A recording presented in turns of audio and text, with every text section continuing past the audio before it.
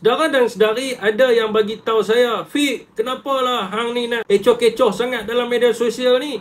Dan akhirnya akan melemahkan Perikatan Nasional. Saudara, saya nak bagi tahu, orang dalam Bersatu ni sekarang ini dipaksa untuk menerima kebatilan.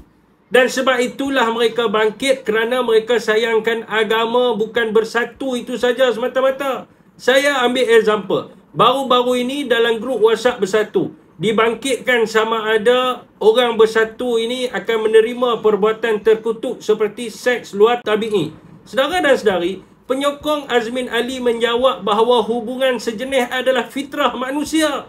Tak kira lah sama ada lelaki dengan lelaki atau wanita dengan wanita, asalkan dia tidak berhubungan dengan binatang.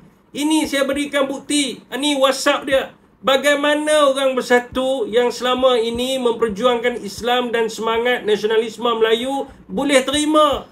Orang yang berada kat luar ni, dia tidak merasai apa yang orang Bersatu rasai daripada dalam ni.